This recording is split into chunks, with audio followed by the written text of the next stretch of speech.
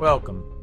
I'm Dr. Tom Dawson, and today we're going to talk a little bit about crossed eyes, or strabismus, or pseudostrabismus, and whatever that is, and see how the basics of crossed eyes works. So the good news is, if you have a child that's less than 4 months old and you're worried that their eyes are crossing a little bit, you get a pass, because it takes lots of babies 4 months just to figure out how to get their eyes pointed in the right direction. And if you think about it, it's not that surprising. They spent the last 9 months inside you, where it was pretty dark and there really wasn't much to look at. So it's surprising to me that any of them come out with their eyes straight, but most of them actually do.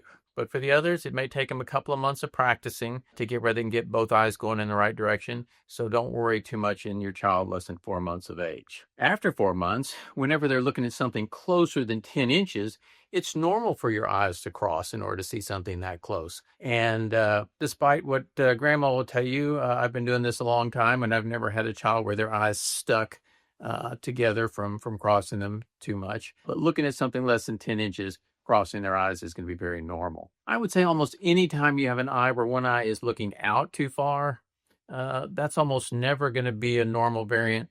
And so anytime that occurs, you probably are going to want to see the ophthalmologist. By far the most common situation to come into my office where parents have concerns about their children's eye crossing is actually an optical illusion called pseudostrabismus. And that happens because of the way babies' faces are designed. Your average adult face, they have a nasal bridge that sticks out from their face and kind of separates the two eyes, and that's pretty prominent. In a lot of babies, they have almost no nasal bridge at all, so it's totally flat between the two eyes. And you combine that with the fact that many of them have what are called prominent skin folds that are called epicanthal folds, most commonly seen in Chinese and folks of Eastern descent throughout their lives, but common in lots of babies early on. And that combination makes it when they look a little off to the side, like to the left eye then will seem to be in the middle of this eye, but the right eye will seem too close to the nose. Same thing happens on the other side. Looking to the right eye will appear to be in the middle of the eye,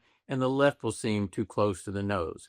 And this illusion is especially prominent in photographs, and a lot of grandmas will be pointed out to the parents and having them come into you. The way you can check this is with a flashlight. If you get your flashlight and shine it, and the child looks over to the left, and the reflection of the light is in the black part of the pupil of the left eye, and if it's in the black part of the pupil of the right eye, then that means both eyes are looking in the same direction, and the reflection is in the pupil of both eyes.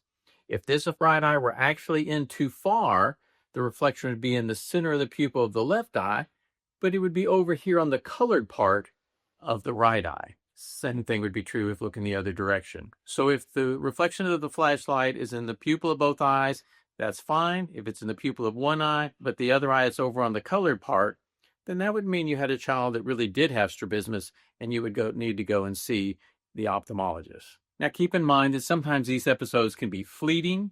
Sometimes they can be episodic. And so if you cannot convince yourself that your child's eyes are straight and looking in the same direction and the reflection of the flashlight is in the pupil of both eyes, then it's worth seeing the ophthalmologist, because this is one of those things, the earlier they can fix it, the better. And that's because if your eyes go a long time with one eye not being quite looking in the right place, the brain gets where it pays attention to the good eye and starts ignoring the bad eye. And so if even later in life we fix the eyes surgically where they both look in the same direction, your brain is so accustomed to ignoring the bad eye that the vision in that eye never comes back to 20/20. So to summarize, if your child is less than 4 months, we can probably wait. If you can test with a flashlight and see that the light reflects in the pupil of both eyes, that's probably fine.